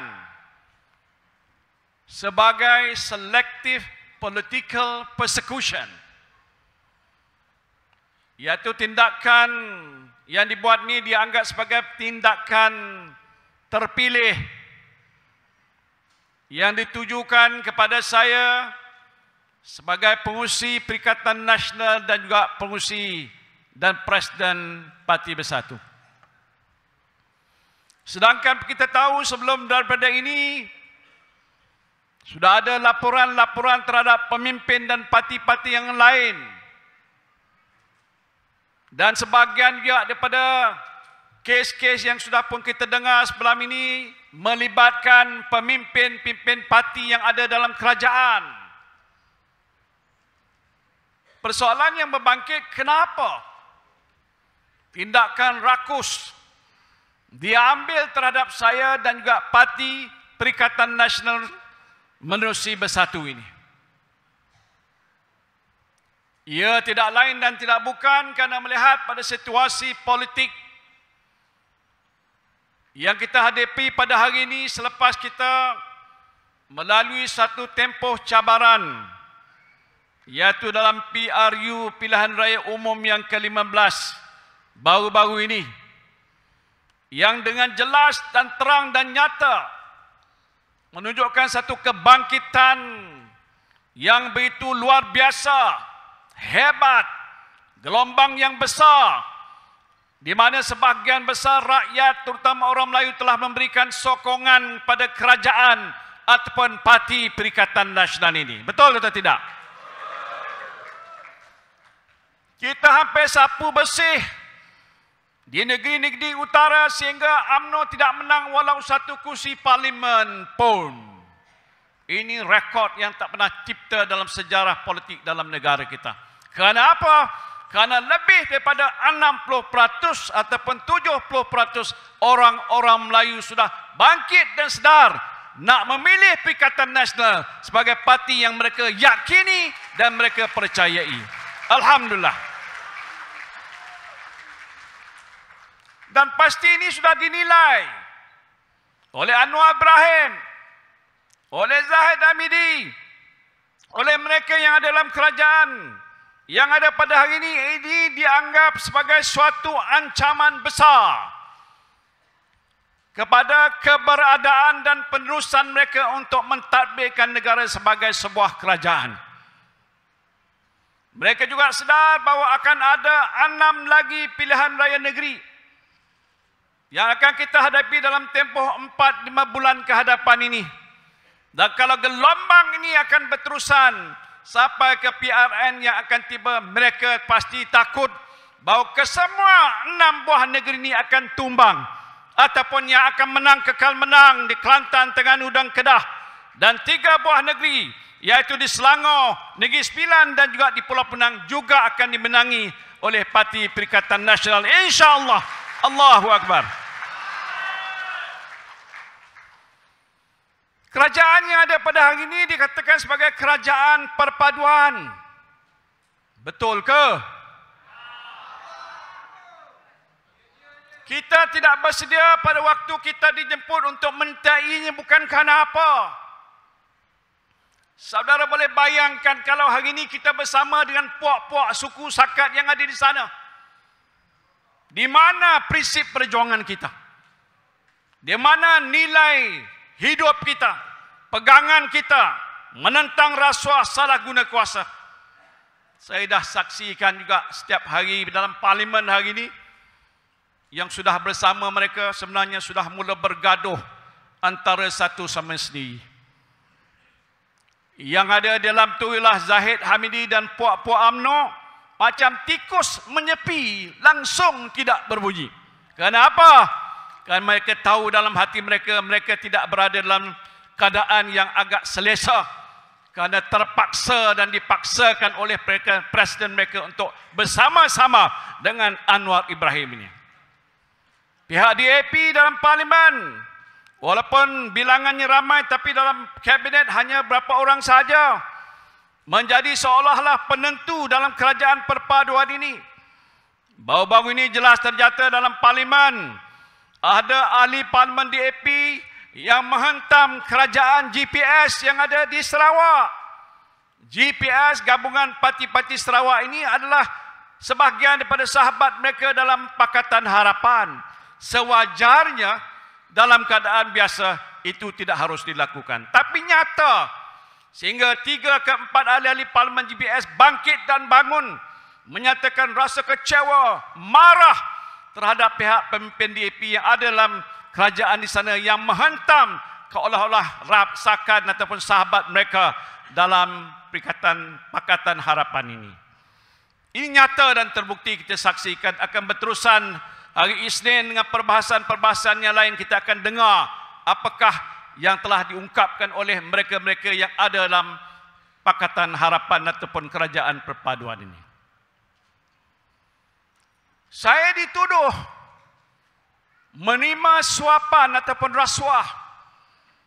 Yang ini saya akan pertahankan kedudukan saya bila nanti mahkamah membicarakan kes saya.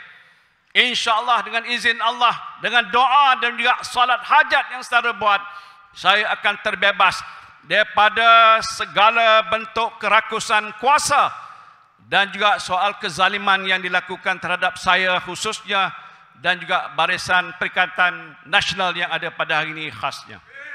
InsyaAllah. Soal yang dipertikaikan ialah soal bantuan dan sumbangan yang telah pun diberikan oleh banyak pihak terhadap parti kita. Sebenarnya, sekarang ini tidak ada lagi suatu akta ataupun perundangan berkaitan dengan pendanaan politik ataupun political contribution. Dan di negara kita ini banyak parti-parti politik yang baik yang ada dalam kerajaan ataupun bukan kerajaan tidak berniaga, tidak ada sumber, dan pendapatan mereka sebahagiannya hasil daripada tabung-tabung yang macam hari ini diedarkan, atau pemberian daripada mereka-mereka yang sayang dan mahu menyokong perjuangan parti itu. Tidak harus ada apa-apa sekatan dan halangan untuk berbuat sedemikian. Tetapi yang dituduh kepada saya ialah seolah-olah saya sudah menerima. Secara peribadi, saya tidak menerima satu sen pun. Itu hukumnya haram. Tetapi yang ada dalam akaun kita hari ini dikatakan oleh mereka adalah sumber-sumber yang haram. Termasuklah sumber yang diberikan oleh Tan Sri Syed Mokhtar Al-Bukhari, yang dinyatakan juga dalam pertuduhan itu telah memberikan suapan pada mereka, pada kita, sejumlah amount yang telah pun disebutkan dalam pertuduhan itu. Sedangkan kita tahu beliau adalah seorang hartawan, dermawan, antara tokoh-tokoh korporat negara kita yang besar yang telah pun memberikan sumbangan.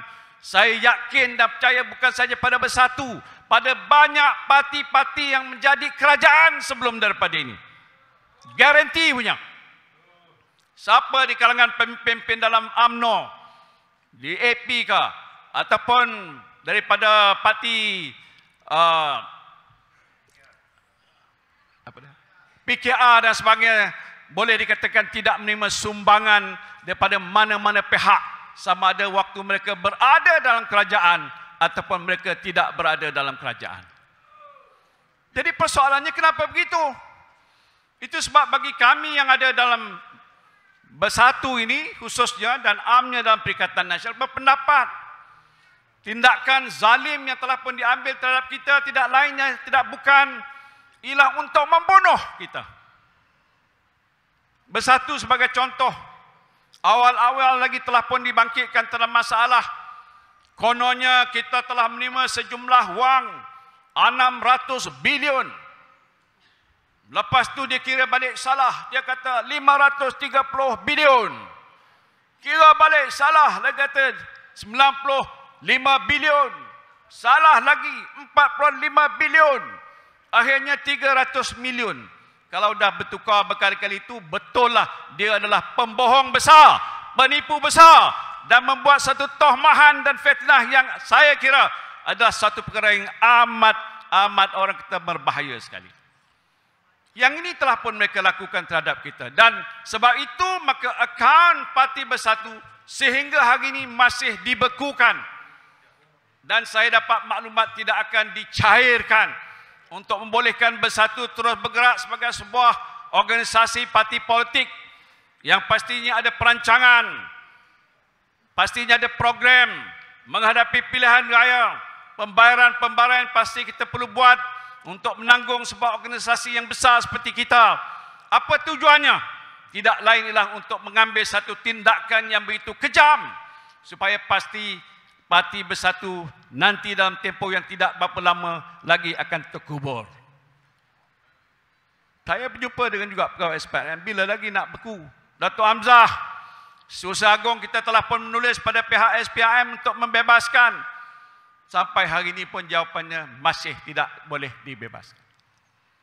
Sebelum daripada kes pertuduhan saya telah pun menerima keputusan yang Datuk Hamzah sampai kepada saya oleh pihak Ketua Pengarah Immigration yang tak membolehkan saya pergi ke luar negara. Ini sebelum pertuduhan.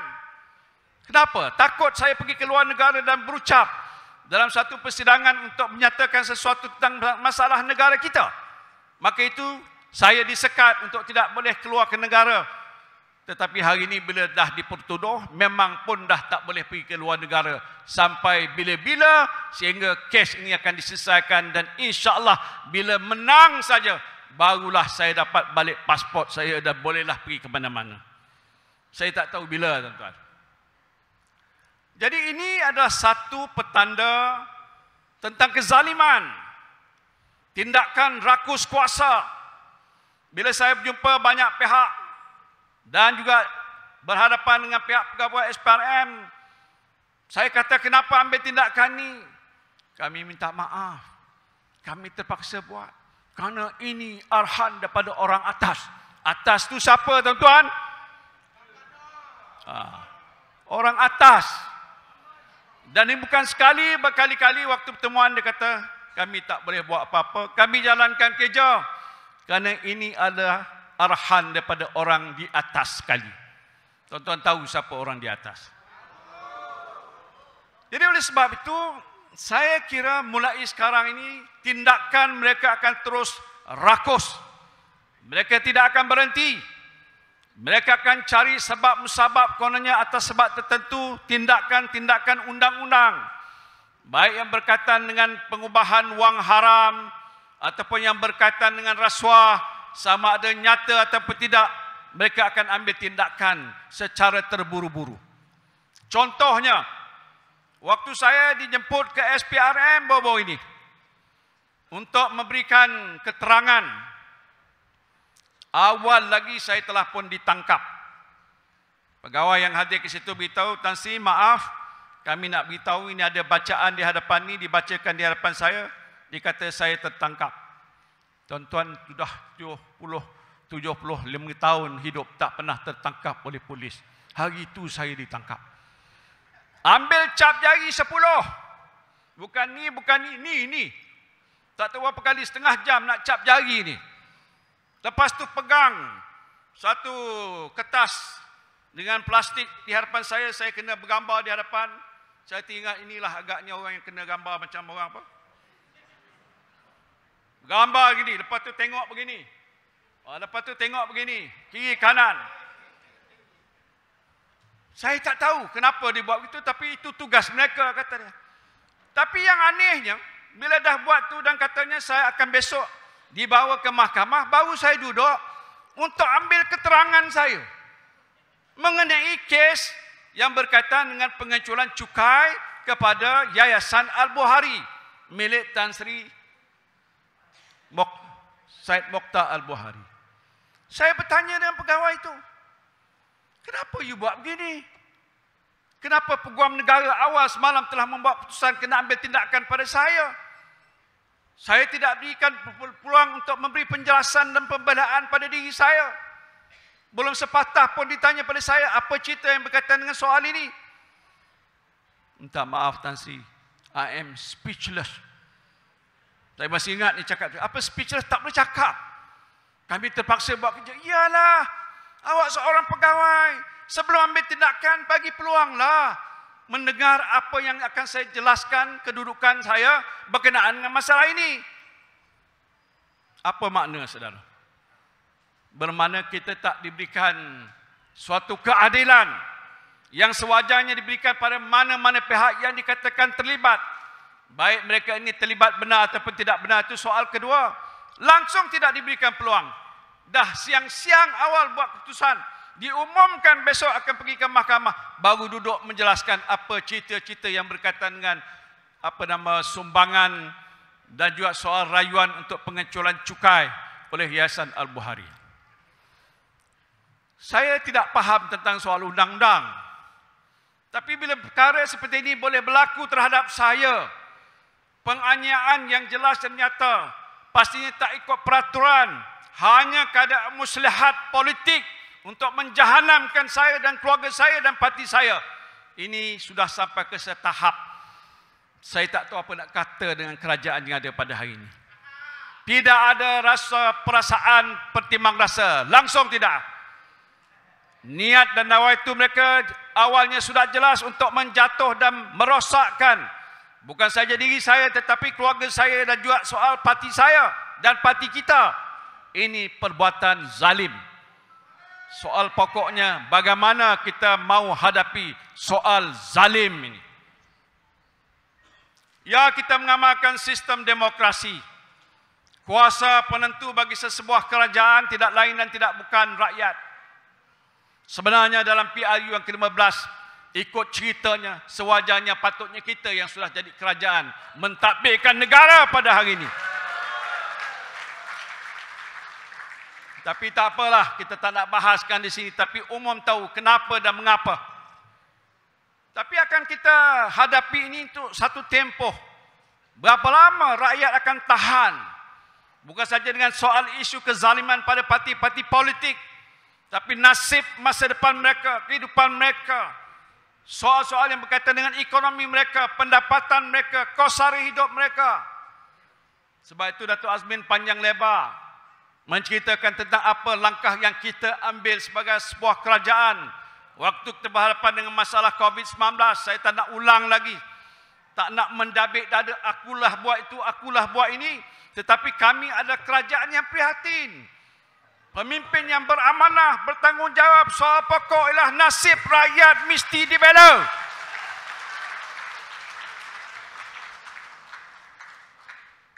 Anwar Ibrahim kata saya bapa PKP. Saya tak nak kata dia bapa engkau. Tapi terkata ni juga.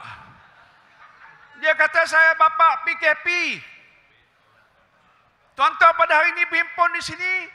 Dan saya tak nak minta kata terima kasih Abah. Tak payah. Segala puji bagi Allah. Tak payah puji saya. Tetapi kerana amanah dan tanggungjawab. Zaman susah. Tak boleh makan. Tak boleh keluar kerja. Takkan saya ambil tindakan untuk tutup sempadan dan tutup kedai, tutup perniagaan. Dan saya biarkan begitu saja. Dahlah orang kena wabak penyakit sampai menggelempang-lempang kat luar hospital. Tak cukup doktor, tak cukup katil, tak cukup ubat, tak ada lagi vaksin. Dia kata saya bapa PKP. Patutnya kalau dia ni seorang yang agak beriman dan berilmu, at least kau kata, cakap apa? Thank you. Betul tak? Dia dah selamat. Bini dia dah selamat. Anak dia yang pandai cerdik pun dah selamat. Tok dia sudah selamat. Semua rakyat sudah selamat. PKP tak PKP itu tindakan wajar yang kita perlu buat untuk menyelamatkan nasib rakyat supaya tidak terkorban. Panggil bapa PKP. Kemudian tu nak semak soal vaksin. Kemungkinan bila dia buat ucapan dia kata ada benda-benda yang tak betul. Ini cara Anwar Ibrahim cakap. Macam 600 bilion dia kata ada benda-benda tak betul. Apa benda tak betul? Akhirnya siapa tak betul? Dia yang tak betul. Vaksin dia kata nak query panggil balik. Vaksin bila dibangkitkan awal-awal, saya juga Menteri Perdana Menteri yang bertanggungjawab. Waktu tu tak ada vaksin. Bila masuk hospital, orang bagi Panadol. Berehat. Minum air banyak-banyak.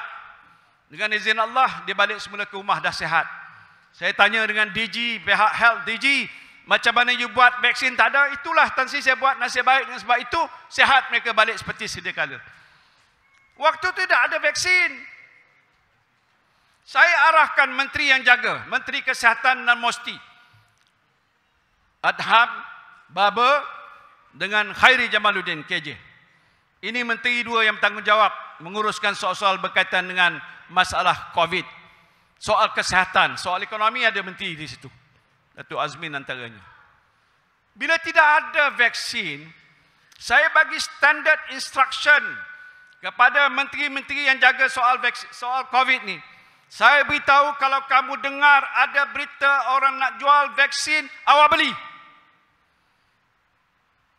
Sebab itu bila ada satu hari Khairi Jamaluddin telefon saya, nak jumpa saya, datang bergegas jumpa saya. Dia maklumkan, Tan Sri kita sudah ada dapat satu tawaran. Datangnya daripada sebuah badan yang namanya COVAX Facility.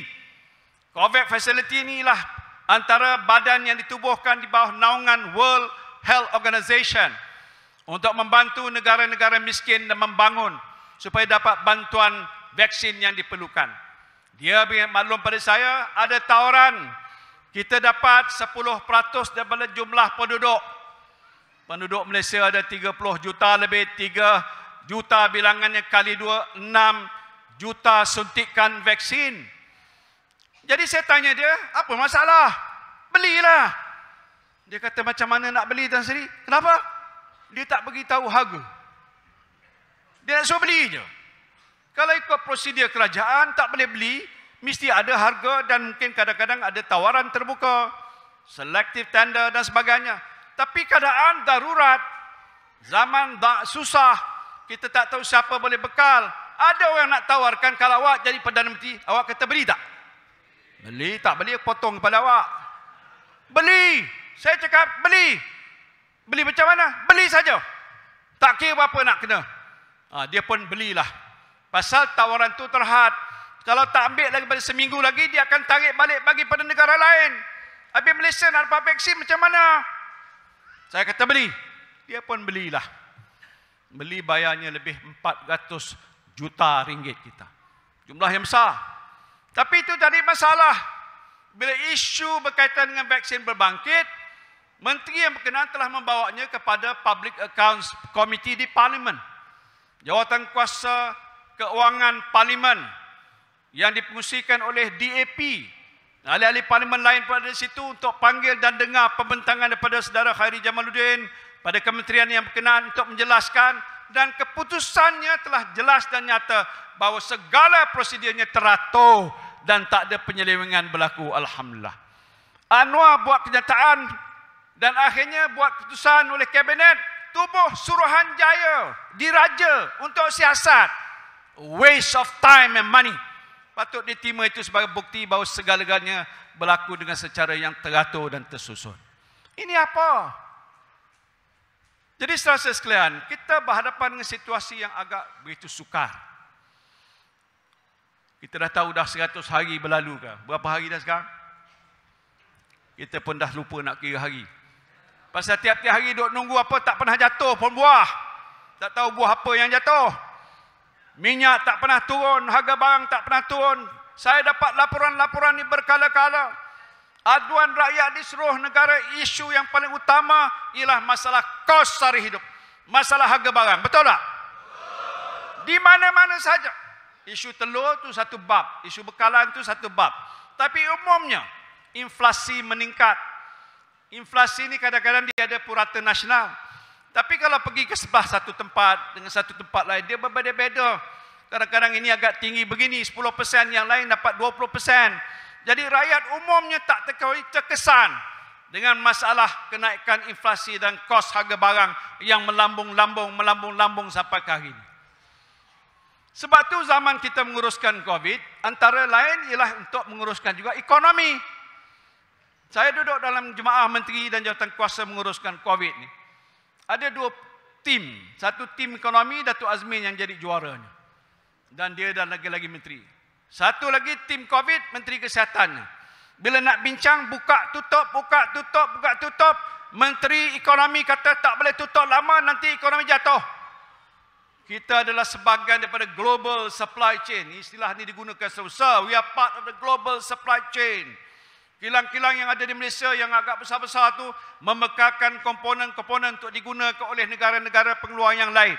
Kalau kita di sini berhenti pengeluaran, sana tak ada bekal, putus hubungan, mereka akan keluar dan meninggalkan negara kita. Itu satu bab.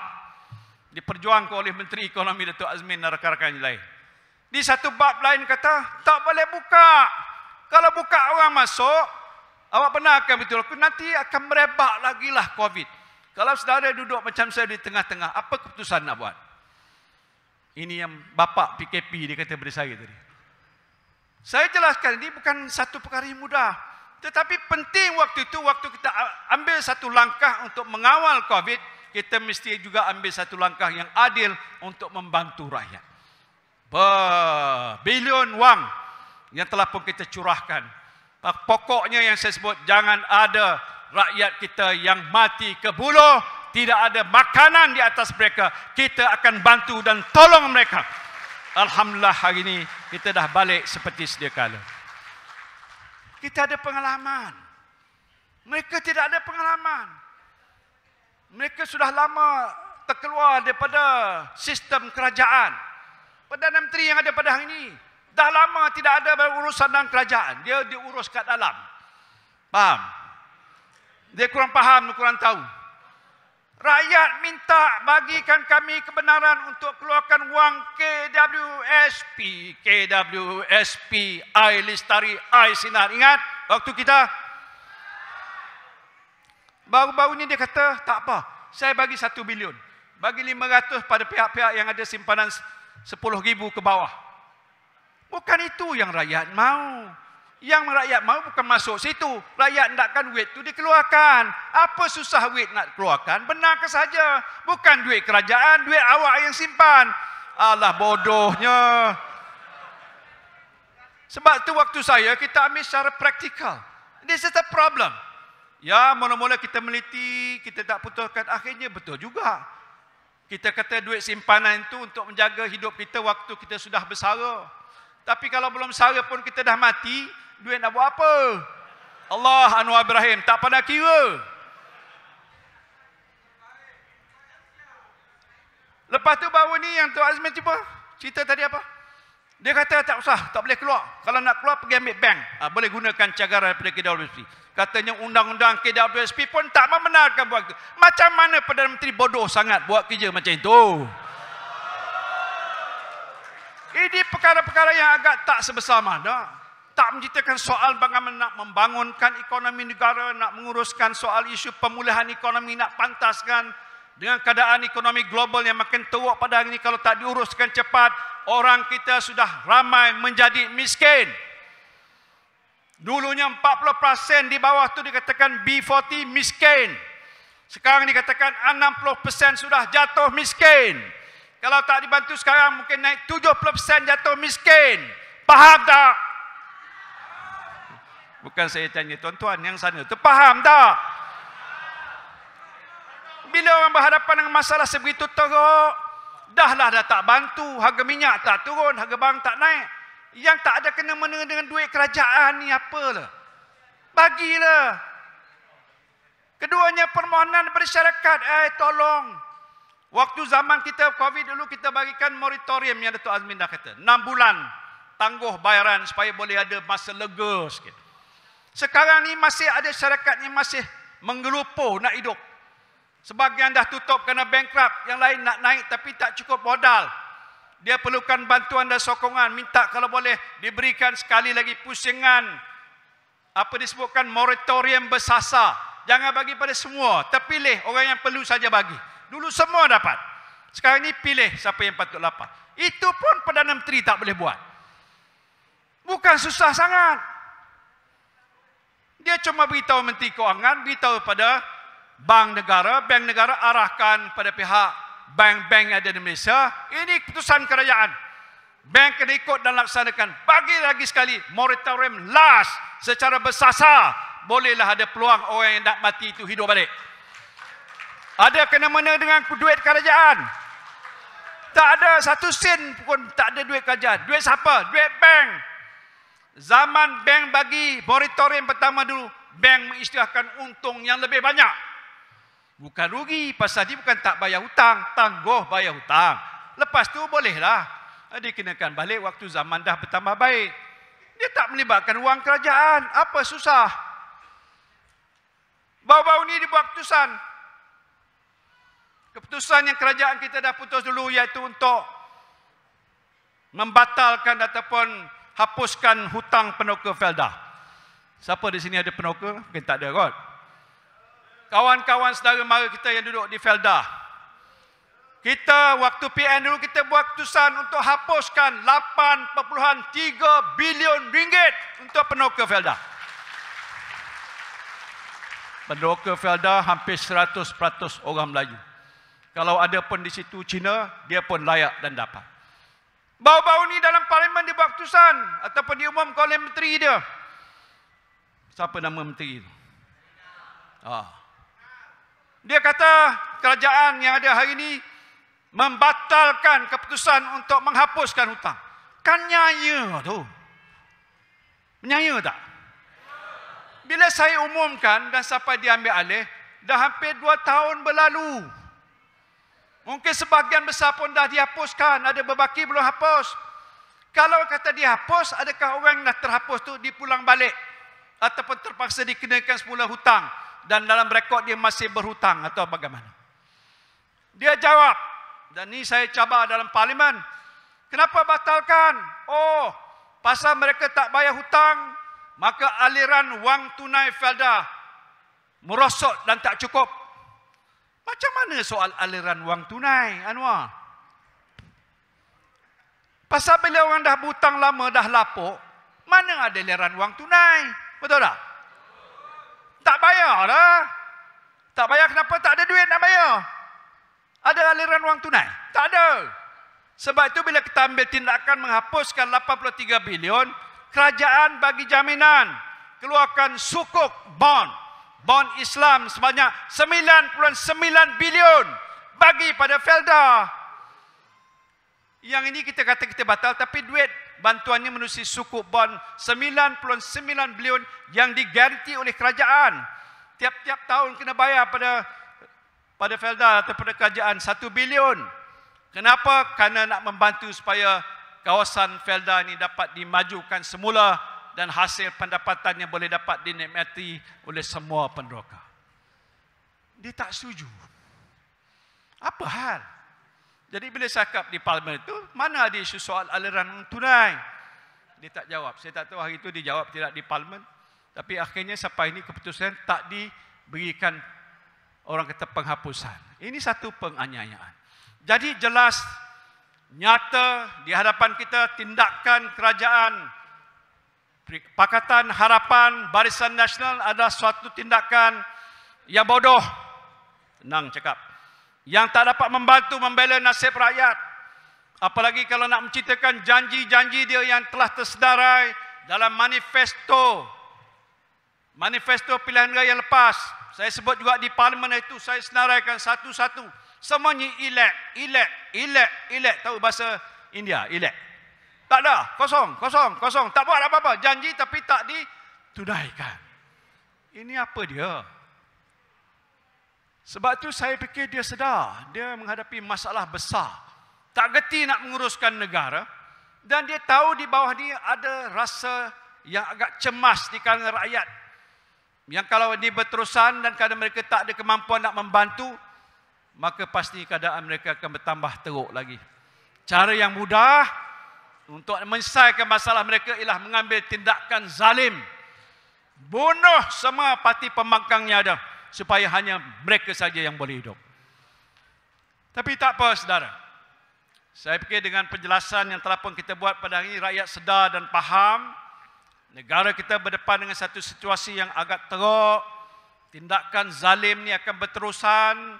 Saya tak tahu bila akan berhenti. Sewajarnya sepatutnya lah mereka berhentikan daripada sikap yang tidak bertanggungjawab, fitnah yang berleluasa, tindakan zalim yang mereka lakukan terhadap kita. Dan sewajarnya sistem demokrasi yang ada di negara kita ini dapat dipertahankan. Saya tidak apa, tuan-tuan. Berhadapan dengan tuduhan-tuduhan ini, kita akan bentang kes kita di mahkamah. Minta tolong satu doa saja. Boleh tak? Bila saya baca lepas pertuduhan tu, malam-malam susah nak tidur. Maklumlah. Isteri sebelah pun susah nak tidur.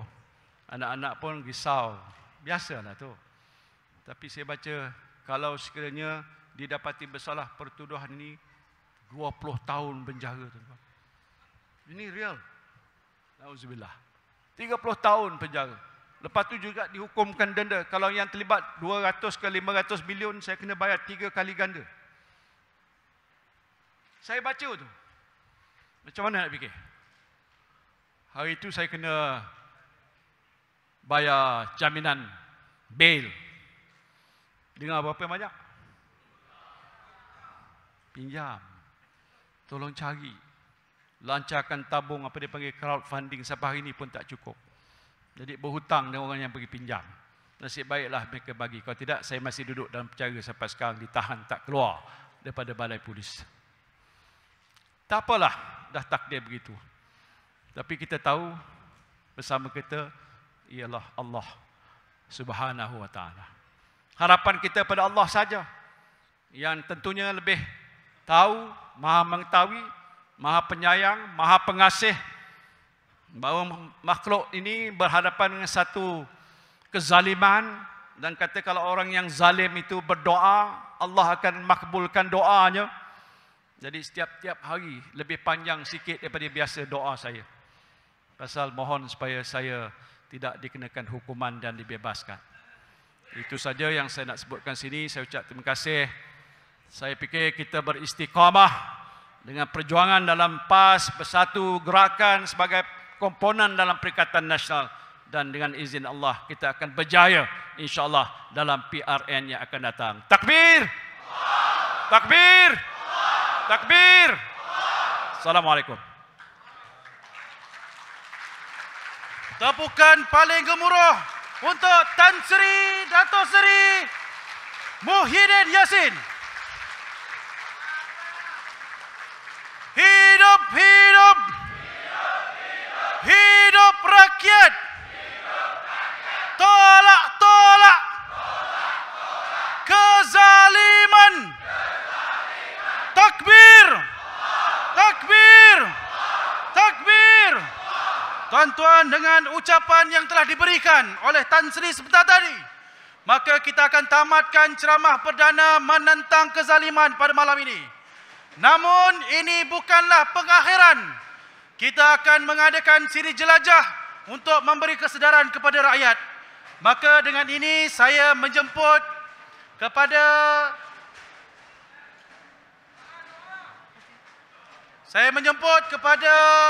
Jabatan Amal untuk bersedia memberi laluan kepada pimpinan-pimpinan di atas pentas untuk beredar.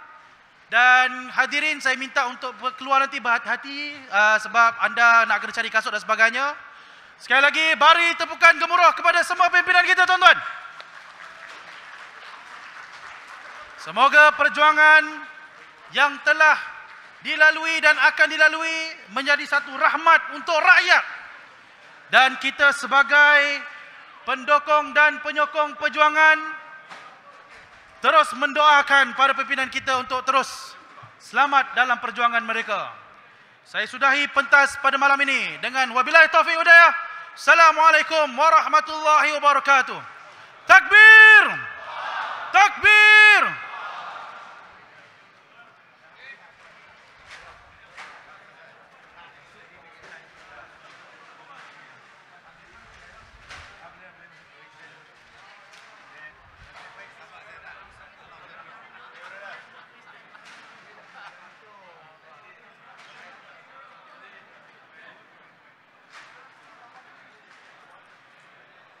Mohon para hadirin memberi laluan kepada pimpinan-pimpinan, memberi laluan kepada Tan Sri untuk beredar daripada majlis dengan selamat.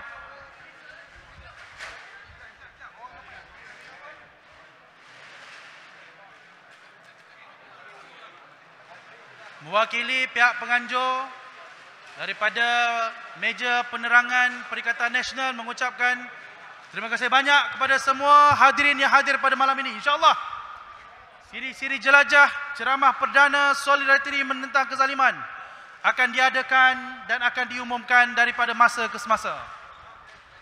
Terima kasih banyak semua. Selamat pulang, selamat jalan, hati-hati di perjalanan dengan membawa keazaman untuk terus berjuang menentang kezaliman. Wallahu alam, kita tangguhkan dengan surah Al-Asr dan tasbih kafarah.